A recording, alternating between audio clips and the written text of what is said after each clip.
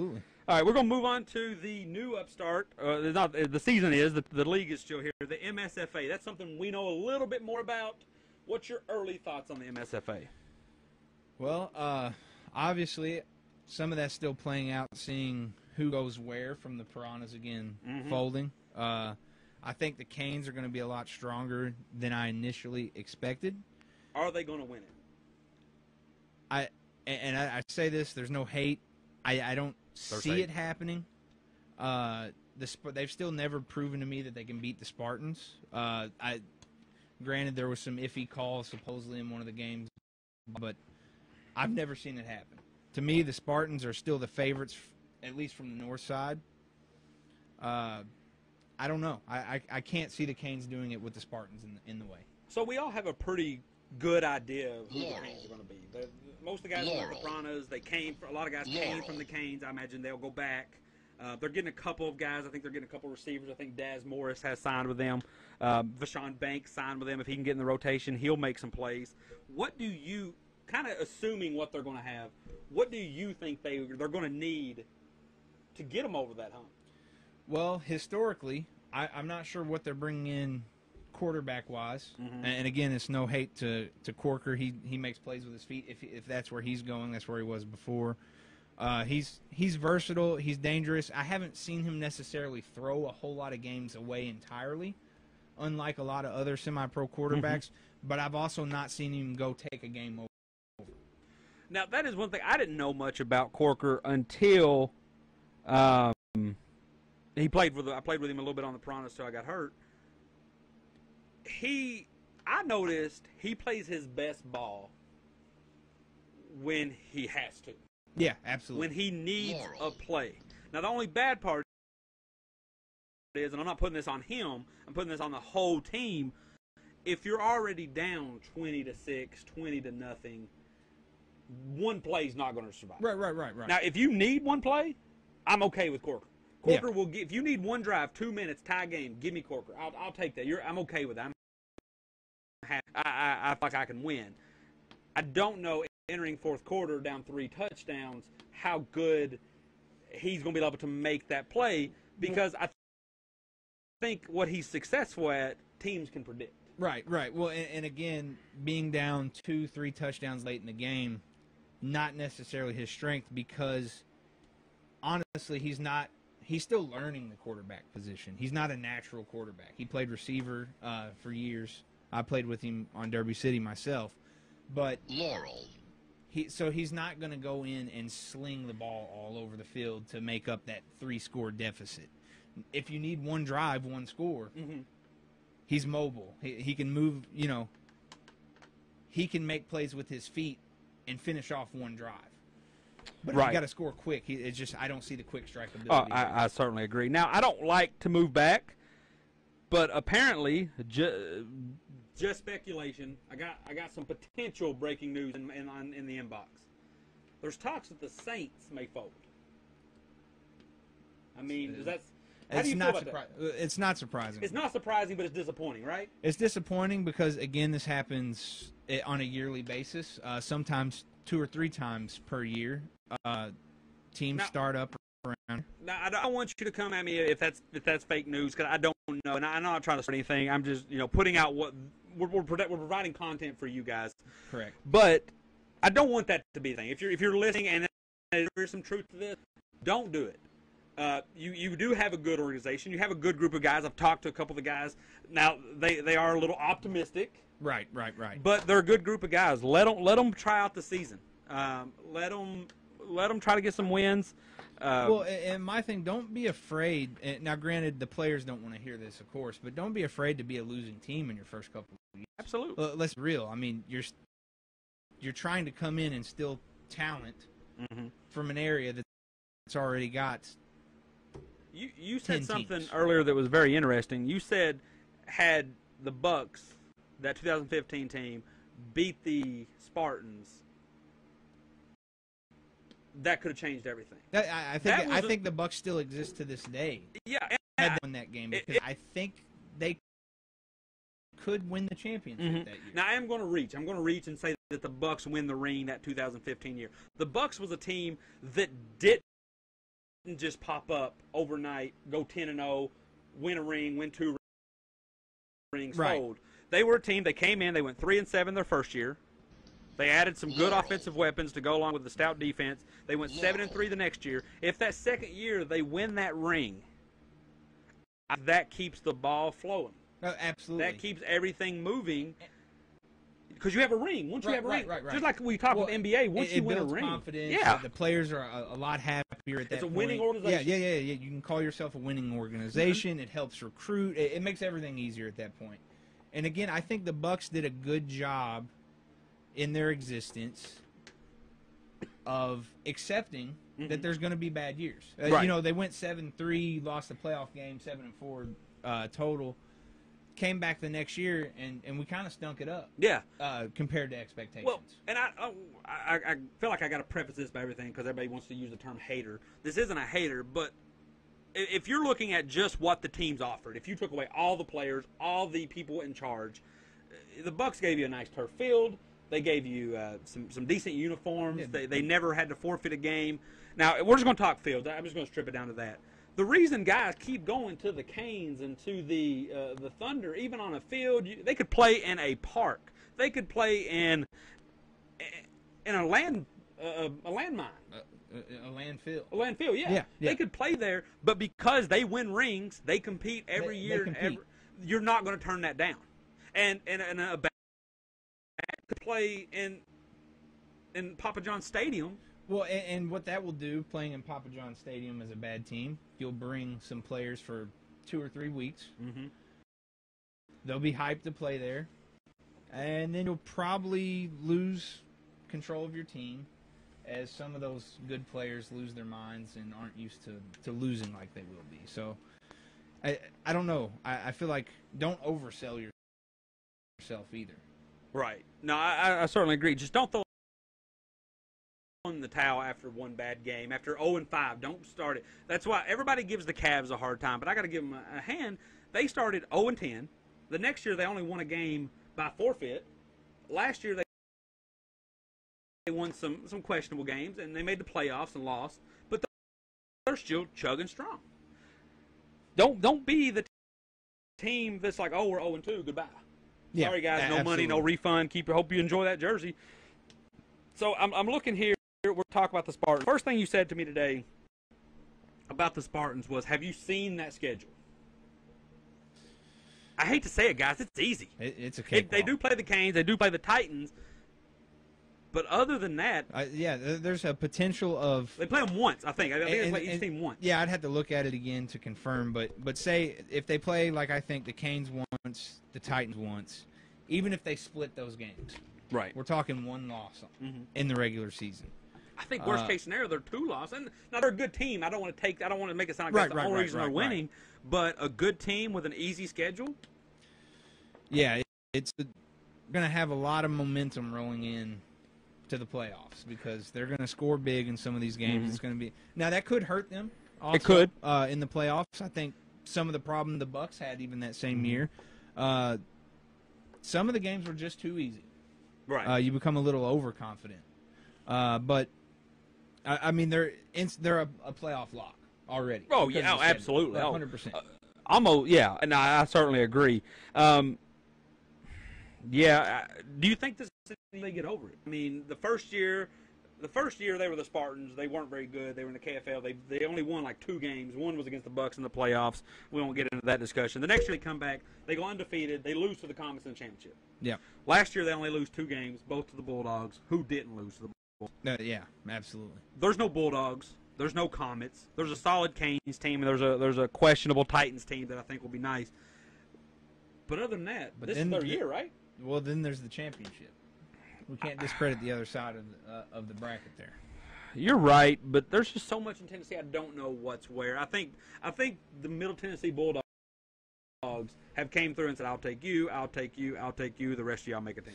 Well, and I thought that myself as well until I saw the Piranha struggle in the Tennessee League. Yeah. Does Tennessee just have that much talent? I think so, and I think they're passionate. I think guys are willing to accept their role. Well, because you're guaranteed spring and summer ball. Spring is a new element in the Louisville area. And down there, you say, hey, I want a ring in the summer. And in the spring, I'll go grab a couple of touchdowns. Yeah. And I the play summer for stats here, Yep, and then go win my ship in the summer. Guys, you could do it here in the spring. You just have to buy into that mentality. I've often been more of a component. If I'm going to have, if you could guarantee me 10 touchdowns, I could go one place and get 10 touchdowns off 30 plays, or I go to another place and get 10 touchdowns off 100 plays. I take the less. I got work to do. Yeah, absolutely. I got places to go Monday. See, I would say I swing the other way. Really, you want? If I could play the whole game. You want the whole game? Yeah, just keep me in. Maybe. So, what's your championship game then? I know you don't know much about the South, and I'll be honest, I don't either. I've tried so much homework. Well, I don't. Again, this is speculation based off what I saw from the spring league. Yeah, we're going to pretend that all carried over. I heard the Rampage may have picked up a quarterback. Dominic White, I did hear the same. That makes them a little more dangerous than I expected. Get some of that secondary, he could, yeah. Yeah. The Airborne looked strong Mm-hmm. in the games I saw. Granted, I didn't catch all their games, but when I saw them play the Piranhas, they looked like a solid team. If they return number 50 on defense, that'd be nice. So, to me, I'm going to roll with, and again, this is no disrespect to the Canes, it's just until you beat them, I can't pick you over them. I'm going to go with Spartans and Airborne. Airborne, they're going to love you for that because they've been giving me a lot of flack because I haven't given them the same respect. I have to go Spartans and Rampage just because the Rampages are always either winning or losing by 6 points. Yeah. Guys, we'll be able to talk about this a little more into the season. I'm not going to go through all the games because we've acknowledged we don't know too much about everybody. Big game this week, River City Hurricanes at Tri-State Titans. Who you got? I'm going to go with the Canes on this one. Again, no disrespect to the Titans, but the Titans are kind of just a combination of some other teams that I've played against, even with as far back as the Thunder. And I think the Canes completed a clean sweep on them last year as well. So they did. I'm going to go with the Canes on that one. Now, I could just be being difficult here. I actually, with it being a home game, I hear the Titans have a quarterback. I'm going to go Titans, but I think it's going to be close. Again, in quarterback, but did they have a line? Because we know what the Canes are bringing. Now, I was very confident they had a line, but I heard some booked it to I heard the Canes. Sorry, I was reading a message here. Heard a lot of the linemen booked it to the Bulldogs. 1 second, I got a message up here. All right, so we got a question about Mike Thomas. He definitely didn't play much, but what do you think about his upside and what he can be? Second, where does he rank among the quarterbacks in the league? So we're going to focus on the first part. Can I see that one more time? Well, my question is, do we know where he's playing? That's my kind of question. I know I'm not familiar with it. I think he can be. I haven't heard anything. I've heard rumors that he could be with the Cavs. I think that's going to be. I think the Cavs will be a decent fit because they're all fairly young. There's nobody on that team that's going to bite his head off. There's no vet that's going to jump down his throat if he struggles. I feel like it could be a good and a bad thing. So, good because I feel like practice could build a lot of confidence. Yes. With the Cavs. Yes. However, I have not met the kid. I've not talked to the kid personally. Mm-hmm. I don't know his demeanor when you're losing. And that's nothing against Calvary, but historically they're just not that team. Right. They're not the team. Now, does it matter more to him if he joins a team like the Canes? Doesn't play quite as well, maybe. Doesn't have all the weapons or the same offense, whatever. But rolls off a couple of wins. Does that matter more to his confidence? And I'll be honest with you, I do know him. He seems like a great kid. He's pretty young. I don't know that question. I don't know that answer. His upside? Oh, he could be the best. He could be the best here because he's got size. If he's trained properly or gets the right situation, he could be the best and then gone. Like he's arena. Yeah, absolutely. Overseas, if that's something he's able to do. And again, I caught some flack for this. Why he wasn't playing for the Piranhas. Now, again, I didn't know the whole scenario, blah, blah, blah, whatever. I don't either. I know what I've been told, and what I've been told makes sense, so I'm not going to go against it. Yeah, right. And I wasn't trying to start the fire I did, but it more so was the flash I saw of the kid against the Bulldogs, mind you, one of the top defenses that anyone in this area has played against, in my opinion. He shredded them for the few passes he did, and they looked good. And he has a play against the Fury where he came in, and a guy actually jumped on his back, and Mike stood in the pocket for another 2 or 3 seconds. So to kind of go to the question, we're going to pretend he goes to the. I don't know where he's going to go, but we're going to pretend he goes to the MSFA just because that makes sense locally. Right. Best case scenario, I think he can be this year. He can be number 2. I think he'll still be behind Evan Harvey of the Spartans, who's just proven he works off repetition. He works off knowing his receivers. He puts in the work. Not saying that Mike doesn't. And we found out from him you can make it hard on him all game. Oh yeah. And you give him the Such one a chance. quick release. One chance. Such a quick release. And he's going to make you pay for it. Worst case scenario, I don't know if he'd be I still think he'd be top 5. See, in my opinion, again, upside, I think he could be the best in the area. You think he could surpass Evan Harvey? I think so. And again, it's no disrespect to Evan. He's got more on his side there. Do you see Randall Thomas? Turner of the Spartans? Okay. Let's go to him. Okay, let's go to Randall. How y'all doing? Hey, can you hear us? Yep, barely can hear you, but I'm on there. All right, how about now? Yeah, I got you. All right, how you doing, man? I'm doing good. How y'all doing? We're doing good. We got through the technical difficulties, so now we're churning out some magic here. I know who you are, but for the fans, tell us a little bit about yourself. What's your new role with the team that you're with? My name's Randall Turner. I play offensive line for the Spartans. This is my 3rd year semi-pro. I'm one of the guys that took over the team to keep the team in Owensboro, Kentucky, from merging with the Titans. Right. Just wanted to call in. I know y'all had a lot of questions about us. Wanted to give y'all some information. Practice just got done with practice about an hour ago. Practice was good. Had 30-something people there. Everything was going great. Got it done with the offense, special teams, all that type of stuff. So if y'all have any questions for me, feel free to ask. Okay, so I'm going to start it off. Is this your year? I imagine I know what you're going to say, but there's no comments, which I think you had them beat. Something happened and they came back. There's no Bulldogs who just beat the time out of everybody. Is this your year? I mean, anybody that has confidence in themselves is going to say their year. With the way the league looking, a lot of guys, a lot of teams are brand new. I mean, they're getting, I've talked to coach. The coach is saying they're returning 10 guys from last year. They got a good roster.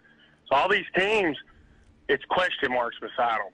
You really don't know what they're going to bring to the table. You don't know who they got. Yeah. With all the Piranhas folding, you don't know what players went to them, all that type of stuff. We ended up getting a couple of the Piranha players ourselves, yeah, I saw, and the works are trying to add some more. So Deshaun Wilson came over, right? Yeah, he was at practice tonight, and he looked great. So we're glad to have him. T.O.'s a good asset. I think he's one of the top and the better and the most proven receiver around. It's really good. So kind of pick up where we were talking. We were talking about Michael Thomas, but I still think just because of history, you guys have the best quarterback in the league. I was talking to, is it Teray? He played with the Piranhas. I know he originally played for you guys. He spoke very highly of Evan, saying that he wants to work with the same guys over and over, and he wants to make sure you're on the same page, so it is a flawless offense. Can you kind of chime in on that, being an offensive lineman? Oh, yeah. I mean, what the thing about Evan is, most people don't know, is he's a coach himself, so his high IQ is through the roof. And he'll talk to the offensive line. He'll talk to the receivers. He'll coach everybody up. You're talking about the new receiver from the Piranhas. He was coaching him up tonight. I mean, the thing about Evan is he's a true team player. I mean, he wants to win just like the next guy, work hard. And we got a new quarterback that came in. His name's Kane, younger guy from Apollo. He's been working with him, teaching him the game, because obviously Evan knows he's not going to be around forever. Right. So, Evan, that's just that type of guy that you want him on your team, and I haven't seen any other quarterbacks be able to do the things that he can do. Well, and I've played with a couple throughout my career that remind me of how you're describing Evan on the work side of things, or the IQ, but they didn't always translate the same way he does on the field. So I think that's something great he's got going there. So, well, he's a gamer. He comes ready to play, and it's not always a me guy. He's not a me guy. He wants to help. Right. He really wants to put points up on the board. Any way that happens, like he'll talk to his offensive lineman that if I see something that obviously I think we should check to a run or we should check here, he'll listen to me. He's the type of guy, if I see something he doesn't see, he'll listen, because he doesn't let his ego get in the way. Well, one thing I like about you guys is you're a strong organization, and you have that quarterback, because from what I've heard of him, it's all been positive things, but he won't be afraid to get on you. And if you come from an organization where you've been the guy and now you have to go to you guys and earn that trust, that can be a frustrating process. Yeah. And in semi-pro, a lot of guys don't handle frustration well. How do you think he will deal with that if that pops up through the season, or how you may as an owner / team leader? Well, here's the way I look at it. 2 years ago, he was league MVP. Yep. He came out, we went to the championship undefeated, and he had a great year. We made it to the championship game, put up 40-something points, and lost. Last year, had a lot of turnovers. Evan ended up having a lot of turnovers. Took that as a chip on his shoulder, and he's coming back, coming to practice even more than ever, and he's coming ready to play because he realized, hey, this league maybe not as easy as I thought it was going to be, and he's coming out to try to get better than he was the previous year. I take that as a big character builder right there. Most guys, they come out their league MVP, they get a smack in the face the next year, hey, you're not as good as you think you are, and then the next year you come back and you're actually working harder than most to actually improve on that bad year that you had. Not saying he had a bad year, he just didn't have as good a year as he had the previous. So that says a lot about him. But I'll give you a little tidbit of information. We had an inter-squad scrimmage last weekend, and the defense actually held the offense to one score. Oh, wow. Out of the whole scrimmage. Now, was that a passing touchdown? Our defense, what'd you say? I'm sorry? Was that a passing touchdown? Yes, it was a passing touchdown. Okay, I'm just, we're talking about where I think the points are going to come from this season. I just wanted to make sure. Well, and I think if we got two new running backs in. They're both young guys from KWC. I think they're going to be really hard to tackle. One of them's a real Raheem. He's real low to the ground type guy, really hard to tackle. So we're definitely going to run the ball. That's not going to be an issue. But, with that inter-squad scrimmage, we're talking offense. Our defense is looking good. Absolutely. I don't want to take nothing away from you on that. We want to get you out of here real quick on this note. Are you going to put 70 up on the Colts? Well, I definitly try to. That's what I want to hear. That's what you want to do. I want to hear that I just want to come out with the win. That's the truth of it. I've been talking with their owner. He's a great guy. He sounds like they're moving things in the right direction this year from what I'm hearing compared to last year. Much respect to them for not folding. I mean, I couldn't say I could do the same thing, to be 100% honest with you, lose all those games and not come around the next year. So he's getting everything going in the right direction. So hopefully it's a good game come Saturday, and we're in the win column. All right. Well, I truly believe you will, and I think it'll be whatever you guys want it to be. If you travel with 70 guys or 50 guys, I think you'll put up 70 or 80 points. I could be wrong. I just think you guys are gelling this year. I think you guys are that new Comets, the Bulldogs of past of the MSFA. Hey, it's been a pleasure speaking with you. I know we've talked a little bit outside of here. I would love to have you on again sometime. Just give us a call next week, too. I appreciate it, and I love the show. Y'all keep up the good work, guys. All right, man. Thank you. Appreciate it.